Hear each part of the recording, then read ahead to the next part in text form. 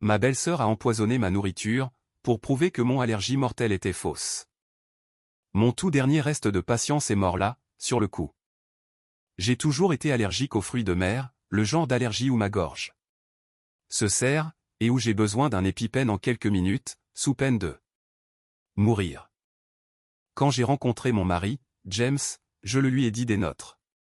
Deuxième rendez-vous, car aller au restaurant était toujours délicat, et je voulais qu'il comprenne pourquoi je devais poser tant de questions sur les ingrédients. Il a été formidable à ce sujet, vérifiant toujours les menus, gardant des épipens de secours sur lui, et s'assurant que les restaurants soient bien informés de mon allergie. Sa sœur aînée, Vanessa, était une toute autre histoire.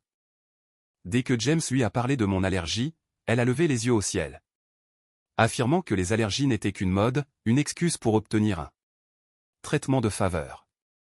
Elle disait n'avoir jamais rencontré de personne réellement allergique, seulement des gens qui aimaient se rendre intéressants. Je lui ai montré mon bracelet d'alerte médicale, mes ordonnances, et j'ai même proposé que mon allergologue l'appelle directement. Elle a balayé tout cela d'un revers de main, affirmant que les médecins distribuaient des diagnostics simplement pour fidéliser leurs patients. Les premiers dîners de famille ont été très tendus.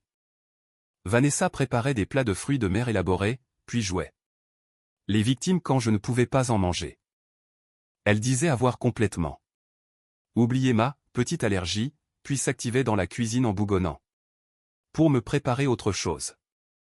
James m'apportait des plats sûrs, mais Vanessa considérait comme une insulte le fait d'arriver à sa table avec de la nourriture extérieure.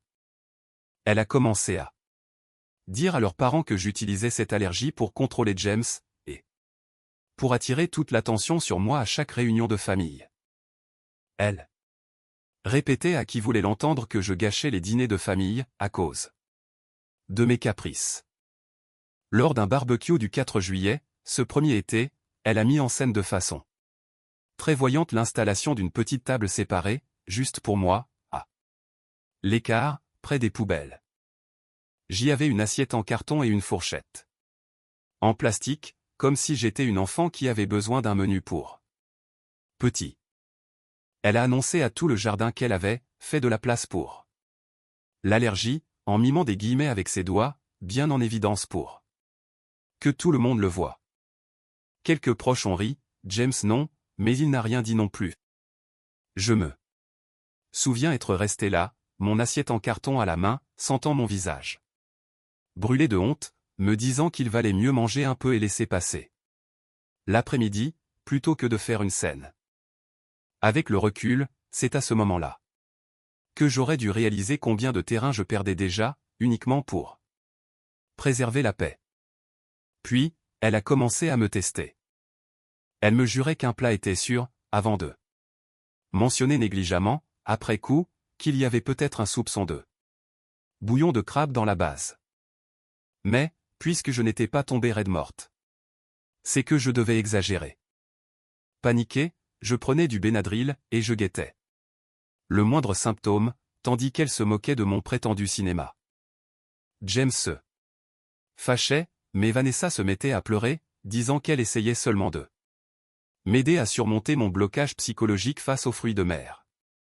Elle a commencé à en cacher partout, d'abord en infime quantité. Elle broyait des crevettes séchées dans des mélanges d'épices, incorporait de la sauce d'huître dans les plats de légumes, et glissait de la sauce de poisson dans les marinades. À chaque fois, je sentais ma gorge me démanger, mes lèvres picotaient, et je devais immédiatement prendre du Benadryl. Vanessa répétait que tout était dans ma tête, car, si mon allergie était réelle, je serais déjà à l'hôpital. Elle ne comprenait pas que ces petites doses restaient juste en dessous de mon seuil de choc anaphylactique, tout en empoisonnant mon organisme, un peu plus à chaque fois. À Thanksgiving, cette année-là, elle a servi un plat de haricots verts qu'elle jurait n'avoir préparé qu'avec du beurre et de l'ail. En moins de 20 minutes, mes lèvres ont commencé à picoter, et ma gorge s'est tellement serrée que j'ai dû m'isoler dans la salle de bain, pour prendre un Benadryl et vérifier dans le miroir si mon visage gonflait. Quand je suis revenu à table, elle expliquait à ses cousins que j'avais probablement mangé trop vite. Personne autour de cette table ne savait ce que sentait la pâte de crevette réduite en sauce, mais moi, je le savais, car j'avais grandi en l'évitant à tout prix. Et j'ai reconnu cette odeur à la seconde même où je me suis rassise, une odeur subtile sous l'ail, comme si elle avait appris exactement quelle quantité ajouter sans que personne ne s'en aperçoive. James l'a surprise une fois en train de déposer quelque chose dans mon assiette. Avec une cuillère, alors qu'elle croyait que personne ne regardait, et elle a prétendu qu'il s'agissait simplement d'un mélange d'épices. Nous avons cessé d'aller dîner chez elle, mais elle s'est mise à débarquer chez nous, avec des plats qu'elle jurait avoir préparés spécialement pour moi. J'ai arrêté de toucher à tout ce qu'elle apportait. Elle a alors raconté à toute la famille que je refusais sa nourriture par pure méchanceté. Lors du dîner d'anniversaire de James au restaurant, Vanessa a insisté pour passer la commande pour toute la table, affirmant qu'elle connaissait le menu mieux que quiconque. Elle m'a commandé un risotto, jurant ses grands dieux qu'il était sans danger. Le serveur a confirmé l'absence de fruits de mer. J'avais faim, et j'étais fatigué de toutes ces disputes, alors j'ai mangé. En quelques minutes, ma gorge a commencé à se fermer. James m'a piqué avec l'épipène, tout en composant le 911. À l'hôpital, le médecin a déclaré que j'avais ingéré de l'extrait concentré de fruits de mer, une dose suffisante pour tuer quelqu'un ayant mon niveau d'allergie, si l'épipène n'avait pas été utilisé immédiatement. Vanessa est arrivée à l'hôpital, jouant le rôle de la belle-sœur dévastée, mais l'infirmière s'est montrée méfiante. Elle a demandé comment de l'extrait de fruits de mer avait pu se retrouver dans un plat censé être totalement sûr. Vanessa a répondu que le restaurant avait dû faire une erreur, mais le gérant de l'établissement est arrivé en personne avec les images de vidéosurveillance. Terrifié à l'idée d'être poursuivi en justice. La vidéo montrait Vanessa, seule, à table pendant quelques minutes, alors que James et moi étions aux toilettes. Elle avait sorti une petite bouteille de son sac à main, pour en verser le contenu dans mon assiette. Le gérant avait conservé l'assiette pour la faire analyser, après notre départ. En ambulance. La police a été appelée. Vanessa a tenté d'expliquer qu'il ne s'agissait que de sauce de poisson pour donner du goût, et qu'elle n'avait aucune idée que cela me ferait du mal. Le policier lui a demandé pourquoi elle transportait de la sauce de poisson au restaurant. Elle a répondu qu'elle gardait toujours des condiments sur elle. Il a demandé à fouiller son sac à main, et aucun de nous ne pouvait croire ce qu'il y a trouvé. L'officier Tran Wallace a plongé la main dans le sac de Vanessa, là, au milieu du couloir de l'hôpital. Il en a sorti 3 petites bouteilles, de celles qui portent des étiquettes médicales et des mesures précises imprimées sur le côté. Il les a présentées à la lumière, et toute l'expression de son visage a changé. Il avait trouvé de l'extrait concentré de fruits de mer, de qualité pharmaceutique, utilisé dans les laboratoires de tests d'allergie contrôlés. Vanessa a commencé à reculer, mais l'officier a continué à fouiller son sac. Il en a sorti un carnet à spirale noire. Il a commencé à feuilleter les pages, et j'ai vu son visage se durcir à chaque feuillet tourné. Les notes remontaient à près de 3 ans. Chacune d'elles décrivait une réaction que Vanessa avait documentée, après m'avoir fait avaler quelque chose. On pouvait lire, petite dose dans l'assaisonnement, le sujet a réagi légèrement, soutient la théorie psychologique. Une autre disait, dose augmentée dans la marinade, le sujet s'est soigné lui-même, pas de visite à l'hôpital, confirme le blocage mental. Il y avait plus de 20 notes enregistrant la façon dont elle m'avait empoisonné par paliers progressifs, pour prouver que je mentais. Glissé dans la couverture arrière du carnet, se trouvait l'imprimé plié d'une discussion sur un forum, intitulé « Comment tester si l'allergie de quelqu'un est réelle ». Le propre pseudonyme de Vanessa y était surligné, dans une réponse décrivant exactement le type de dosage progressif qu'elle m'avait infligé, un message daté de près de 3 ans auparavant. L'officier Wallace a photographié la page, avant de placer le carnet sous scellé. Comme preuve. Plus tard cette même semaine, lorsque les inspecteurs ont obtenu ces relevés téléphoniques grâce à un mandat, ils ont découvert un historique de recherche de fournisseurs d'extraits de fruits de mer. Ces recherches remontaient encore plus loin que le carnet. Ils ont également trouvé les reçus enregistrés de 3 commandes distinctes, expédiées à une boîte postale qu'elle avait louée, sous une version légèrement modifiée de son propre nom. Le policier a levé les yeux vers elle, avec un dégoût évident. Le visage de Vanessa s'est décomposé, et des larmes ont commencé à couler sur ses joues. Elle a tendu la main vers le carnet, mais il l'a écarté hors de sa portée. Elle a affirmé qu'elle essayait seulement de m'aider à surmonter ma peur des fruits de mer. Elle a ajouté que la thérapie d'exposition fonctionnait pour les phobies. Et qu'elle avait lu cela sur Internet. L'officier l'a coupé au milieu de sa phrase. Il a déclaré qu'il ne s'agissait pas d'une phobie, mais d'une condition médicale. Documentée, étayée par des années de dossiers médicaux. Il a ajouté que ces actes correspondaient à la définition d'une tentative de meurtre. Vanessa a eu un hoquet de surprise, comme si elle venait de recevoir une gifle. Il a sorti des menottes, et lui a ordonné de se retourner. Elle s'est mise à sangloter, répétant que tout cela n'était qu'un malentendu, qu'elle n'avait jamais eu l'intention de me faire du mal. Il n'en avait cure. Il lui a passé les menottes au poignet, tout en lui lisant ses droits. Depuis le pas de la porte de ma chambre d'hôpital, je l'ai regardé s'éloigner dans le couloir. Elle ne cessait de se retourner pour me regarder, le visage rouge baigné de larmes, répétant que je ne la comprenais pas. Des infirmières et d'autres patients se sont arrêtés pour l'observer. James se tenait à mes côtés. Son bras serré autour de ma taille, et je pouvais le sentir trembler. Il est revenu dans ma chambre après son départ. Il a approché la chaise tout près de mon lit, s'est assis, et a pris ma main dans ses 2 mains. Ses mains étaient glacées et tremblantes. Tout son visage s'était affaissé sous le choc. Ses yeux étaient rouges et humides. Il a dit qu'il aurait dû mieux me protéger. Il a ajouté qu'il aurait dû couper les ponts avec sa sœur il y a des années, dès le début de ses tests. Sa voix se brisait sans cesse au milieu de ses phrases. J'étais encore tremblante sous l'effet de l'adrénaline, et ma gorge me semblait écorchée vive. Mais j'ai serré sa main, et je lui ai dit que rien de tout cela n'était sa faute. Je lui ai dit que Vanessa était une adulte, responsable de ses propres choix.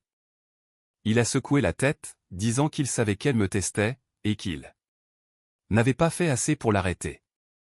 Je lui ai rappelé que nous avions déjà cessé d'aller manger chez elle. Il a répondu que cela n'avait pas suffi, car elle avait tout de même trouvé un moyen de m'atteindre. Je ne savais plus quoi dire, alors je lui ai simplement tenu la main, pendant qu'il pleurait. L'infirmière est entrée vers minuit pour vérifier mes constantes. Elle m'a annoncé que le médecin préférait me garder en observation pour la nuit, étant donné que j'avais absorbé une dose exceptionnellement concentrée. Ma tension artérielle était encore élevée, et ma respiration restait difficile. Le médecin est arrivé 1 heure plus tard avec mon dossier, et s'est assis sur le bord du lit. Elle m'a dit que la quantité utilisée par Vanessa aurait pu me tuer en quelques minutes. Elle a ajouté que, si James n'avait pas utilisé l'épipène à la seconde même où ma gorge commençait à se serrer, je ne serais jamais arrivée vivante à l'hôpital. J'ai senti mon estomac se nouer. Elle a expliqué que ces années de petites expositions répétées avaient probablement aggravé mon allergie, au lieu de l'atténuer, et que je devais désormais prévoir de transporter 2 épipens sur moi, au lieu d'un seul.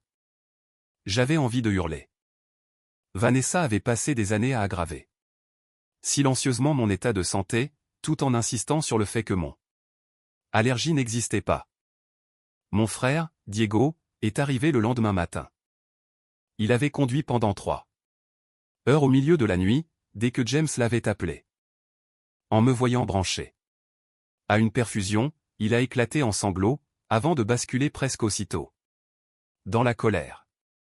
Il a dit qu'il n'avait jamais fait confiance à Vanessa, que quelque chose chez elle lui avait toujours semblé suspect. Il m'a demandé pourquoi je ne lui avais pas dit à quel point ces tests étaient devenus graves. J'ai avoué que j'avais essayé de préserver la paix, pour le bien de James. Diego a répondu que cela semblait insensé maintenant que j'avais failli mourir, et il avait raison. Je l'avais laissé me détruire à petit feu pendant des années. Uniquement parce que je ne voulais pas provoquer de rupture familiale. Il a ajouté qu'à partir de maintenant, je devais tout lui raconter, car il se moquait éperdument de ménager quelqu'un qui avait tenté de m'assassiner. 3 jours plus tard, j'ai reçu l'appel d'une procureure nommée Elena Ford. Elle souhaitait nous rencontrer, James et moi, pour passer en revue les accusations. Son bureau avait étalé toutes les preuves sur une table de conférence, le carnet, les bouteilles, et des photos tirées des caméras du restaurant. Elle nous a annoncé qu'il déposait une plainte pour tentative de meurtre, et pour agression avec une arme mortelle. Elle a expliqué que le carnet prouvait la préméditation dans le temps, et que l'extrait de qualité pharmaceutique démontrait l'intention de nuire. Selon elle, le dossier était solide, et elle se disait confiante quant à une condamnation. James a demandé combien de temps Vanessa risquait de passer en prison. Elle a répondu que la tentative de meurtre pouvait valoir de 15 à 20 ans d'emprisonnement, selon la décision du juge. Cela aurait dû être un soulagement. Pourtant, je me sentais surtout épuisé. Une semaine plus tard, le père de James, Daniel, a appelé et a demandé à nous voir dans un café près de notre appartement. Il semblait avoir vieilli de 10 ans en l'espace de 7 jours, le visage gris, et des cernes profonds creusés sous les yeux. Il a affirmé qu'il n'avait aucune idée de ce que faisait Vanessa. Elle se montrait toujours attentionnée et bienveillante dès qu'il était présent, mais dénigrait mon allergie dès qu'il avait le dos tourné. Il a déclaré qu'il coupait définitivement les ponts avec elle, lui retirant tout soutien financier et affectif, et qu'il souhaitait témoigner contre elle. Le visage de James s'est décomposé lorsque son père a prononcé ces mots. J'ai pu voir que cela brisait quelque chose en lui, même s'il a affirmé qu'il comprenait. 2 jours après, mon téléphone a sonné. C'était un numéro que je ne connaissais pas.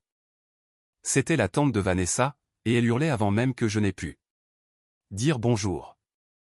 Elle m'a accusé de détruire la famille. Selon elle, Vanessa n'aurait jamais fait de mal à personne. Elle prétendait que j'avais dû provoquer tout cela d'une manière ou d'une autre, et que je faisais des histoires pour un peu de poisson. J'ai tenté de lui expliquer l'histoire de l'extrait concentré et du carnet, mais elle m'a coupé la parole en criant. Elle insistait sur le fait que les familles devaient se pardonner, et que je me montrais vengeresse en portant plainte. J'ai raccroché au nez, les mains tremblantes. J'ai compris qu'il y aurait toujours des gens dans le camp de Vanessa pour la défendre, peu importe les preuves accumulées. Elena nous a rappelé dans son bureau 3 semaines plus tard, avec le rapport d'expertise médico-légale sur l'extrait. Elle nous a expliqué qu'il s'agissait d'un produit de qualité médicale, du genre de ceux qui coûtent des centaines de dollars la bouteille, et qui doivent être commandés auprès de fournisseurs médicaux spécialisés. Ce n'était pas quelque chose que l'on pouvait acheter dans un simple magasin. Vanessa l'avait recherché délibérément, avait payé des frais de port express, et avait signé un formulaire reconnaissant la nature de son achat. Elena a affirmé que cela prouvait qu'il ne s'agissait pas d'un moment d'égarement. C'était une attaque planifiée et financée. J'ai essayé de reprendre une vie normale après ma sortie de l'hôpital, mais tout semblait faussé. Je me préparais à déjeuner, et je fixais mon assiette pendant 20 minutes avant de pouvoir avaler une bouchée. Même alors, mes mains ne cessaient de trembler durant tout le repas. J'ai perdu du poids rapidement. James a fini par appeler mon médecin, qui m'a orienté vers un thérapeute spécialisé dans les traumatismes, le docteur Adrian Voss. Il avait une voix calme, posée, et ne m'a pas fait sentir une seule fois que j'exagérais. Il m'a expliqué que ce que je traversais était une réaction post-traumatique tout à fait normale. C'était la conséquence logique d'avoir été empoisonné par une personne de confiance. Mon cerveau essayait de me protéger, en me faisant craindre la nourriture elle-même. Il m'a appris des techniques de respiration pour faire face aux crises de panique, et m'a donné de petits exercices à faire chez moi.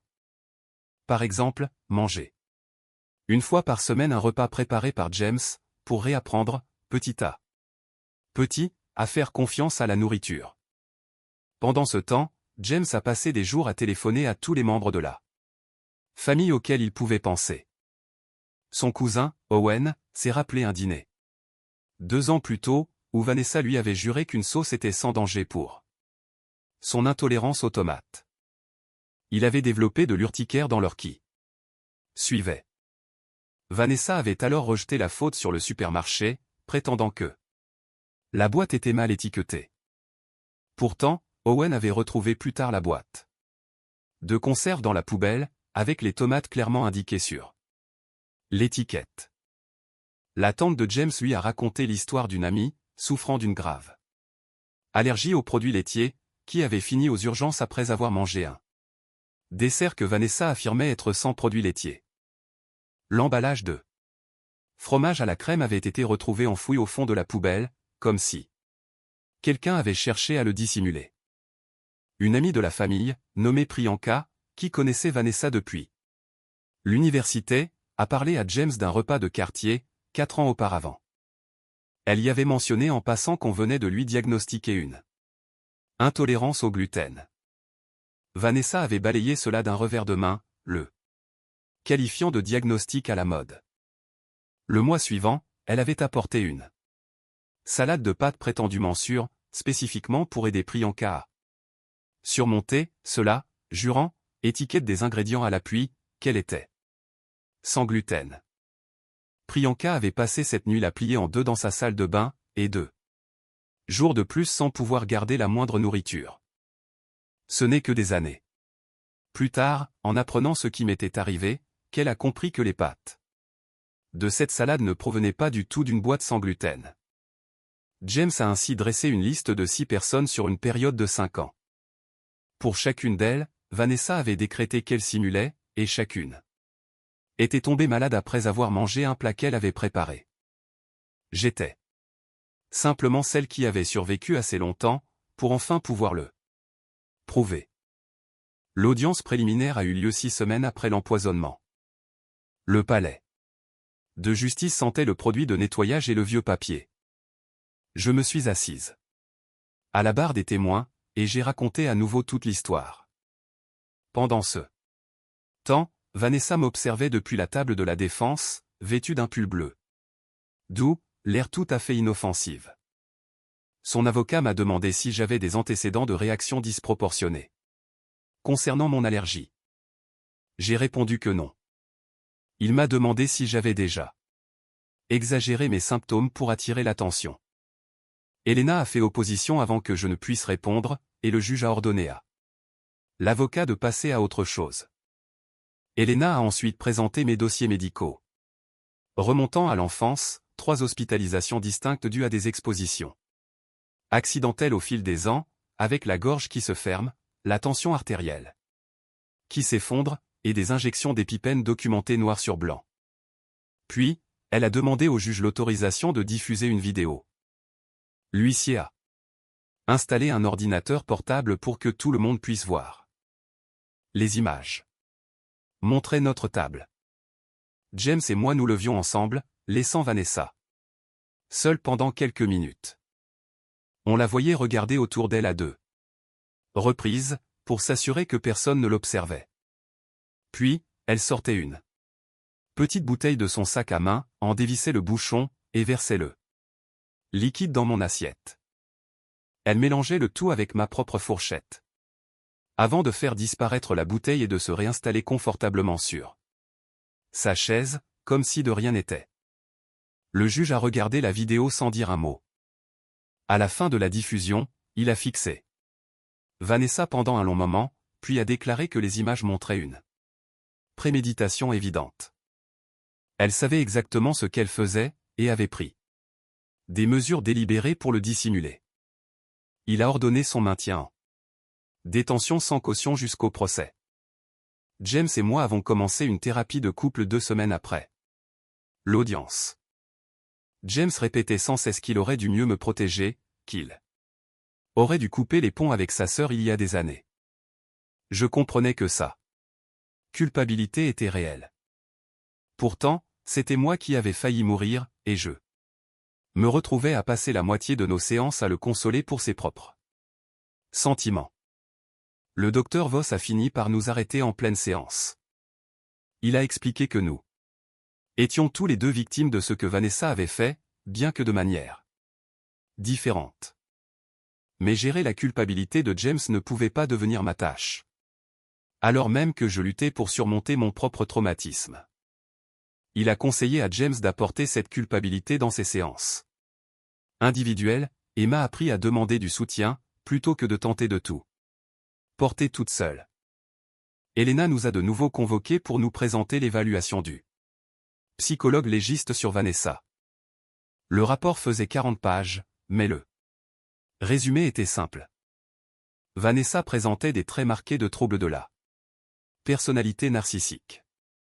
Elle croyait sincèrement aider les gens à surmonter des limites qui n'étaient pas réelles, incapable d'accepter que les problèmes de santé des autres puissent exister, indépendamment de sa propre expérience. Le psychologue estimait qu'elle n'accepterait probablement jamais sa responsabilité, et qu'elle se présenterait toujours comme la victime incomprise. Ce qui la rendait dangereuse, quel que soit le traitement. D'autres membres de la famille se sont éloignés de Vanessa à mesure que la nouvelle se répandait. Pourtant, son oncle Frank m'a envoyé une longue lettre manuscrite et serrée, insistant pour que je retire ma plainte. Il écrivait que la prison la détruirait, et que la famille était faite pour pardonner. Elena a déclaré catégoriquement qu'il s'agissait de subornation de témoins, et a versé la lettre au dossier des preuves. 2 semaines plus tard, le bureau du procureur a proposé un accord de plaidoyer, une accusation d'agression aggravée, au lieu de tentative de meurtre, ce qui signifiait une peine de 5 à 8 ans de prison avec traitement psychiatrique obligatoire. Elena nous a exposé les 2 options en toute franchise. L'accord garantissait une condamnation, et mettait fin au procès. Mais l'accusation initiale, si nous gagnions, pouvait représenter de 15 à 20 ans de prison. En revanche, si nous perdions, Vanessa pouvait s'en sortir sans aucune peine. James et moi en avons discuté pendant des heures cette nuit-là. Nous étions assis aux 2 extrémités du canapé, tandis que le repas à emporter que nous avions commandé refroidissait entre nous. Il analysait l'offre à voix haute, répétant qu'une peine garantie de 5 à 8 ans semblait plus sûre que de tout parier sur la décision de 12 inconnus. Au moins, disait-il, avec cet accord, tout serait réglé avant l'hiver. Je comprenais sa logique, et une partie de moi souhaitait exactement cela, une fin, n'importe laquelle, et le plus vite possible. Mais chaque fois que je m'imaginais accepter l'accusation d'agression aggravée, je repensais au carnet, à l'impression du forum, à la boîte postale sous un faux nom. Tout cela s'était construit sur des années, pas en quelques secondes. Le mot « agression » me semblait désigner quelque chose de bien plus dérisoire que ce qui m'était réellement arrivé. Vers minuit, James m'a enfin demandé ce que je voulais, moi. Non pas ce qui me semblait raisonnable ou prudent, mais simplement ce que je voulais. Je lui ai répondu que je voulais que l'acte d'accusation mentionne une tentative de meurtre, parce que c'était la vérité. Je ne voulais pas passer le reste de ma vie à expliquer aux gens pourquoi le dossier officiel qualifiait ces actes de façon plus douce. Il a hoché la tête lentement, et j'ai pu voir qu'il partageait sincèrement mon avis, plutôt que de simplement se plier à ma volonté. J'étais épuisé, et je voulais que cela cesse, mais je voulais aussi que les archives officielles reflètent la réalité.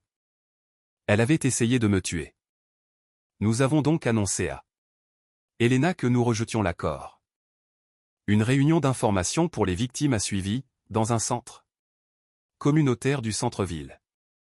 J'y ai rencontré 2 autres femmes que Vanessa avait prises pour cible au fil des ans. L'une d'elles, souffrant d'une grave allergie aux arachides, avait été hospitalisée après un dîner de famille, prétendument sans danger. L'autre, atteinte de la maladie cœliaque, avait été violemment malade pendant plusieurs jours, après un repas de fête que Vanessa jurait être sans gluten. Toutes 2 avaient pensé qu'il s'agissait d'une simple erreur, jusqu'à ce qu'elles entendent mon histoire. Nous avons accepté, toutes les 3, de témoigner. Elena a affirmé qu'il serait difficile pour un jury de mettre un tel schéma répétitif sur le compte d'une simple maladresse. Le procès a débuté un lundi d'octobre, et a duré 2 semaines complètes. Des médecins, le gérant du restaurant, l'expert médico-légal, et chacune des autres victimes de Vanessa ont défilé à la barre, les uns après les autres. J'ai témoigné pendant la majeure partie de 2 journées. Priyanka a témoigné le 9e jour, décrivant le repas de quartier dans les moindres détails. Elle a répété les termes exacts employés par Vanessa pour affirmer que les pâtes étaient sans danger, et a raconté les 2 jours qu'elle avait passés sans pouvoir garder la moindre gorgée d'eau. La victime allergique aux arachides a raconté comment Vanessa lui avait dit un jour, presque fièrement, qu'elle ne croyait pas au fait de « choyer » les gens pour leurs problèmes alimentaires. Cette femme n'avait compris la gravité de cette remarque que des années plus tard, allongée sur un lit d'hôpital aux urgences. L'expert comptable judiciaire, engagé par Elena, a présenté au jury les relevés de la boîte postale, le nom mal orthographié, et la chronologie des expéditions. De l'extrait. Il a placé ces éléments en parallèle avec les dates écrites dans le carnet de Vanessa. Le jury a ainsi pu constater à quel point les livraisons correspondaient parfaitement à chaque test répertorié. La défense a soutenu qu'elle n'était qu'une sœur désorientée et pleine de bonnes intentions, qui n'avait jamais mesuré la gravité réelle de mon allergie. Mais Elena possédait le carnet, les relevés d'expédition de l'extrait, les images de vidéosurveillance, et un schéma de comportement documenté s'étendant sur 5 ans. Le jury a délibéré pendant 6 heures, un jeudi après-midi. Lorsque le président du jury s'est levé, et a prononcé le verdict de culpabilité pour tentative de meurtre, un silence de mort s'est installé dans la salle. Le juge l'a condamné à 15 ans de prison, avec une libération conditionnelle possible après 10 ans, ainsi qu'à un traitement psychiatrique obligatoire pendant toute la durée de sa peine. Il lui a dit directement que son absence totale de remords faisait d'elle un danger permanent pour son entourage. Vanessa s'est levée d'un bond de sa chaise, hurlant à travers la salle d'audience que j'avais détruit la famille, et ruiné toute leur vie. L'huissier lui a saisi le bras alors qu'elle continuait à crier, la traînant vers la porte latérale, tandis qu'elle se débattait pour me lancer un dernier regard. Je suis restée assise, observant son visage déformé par la rage, et quelque chose en moi s'est enfin apaisé. James a serré ma main, et nous sommes sortis ensemble du tribunal.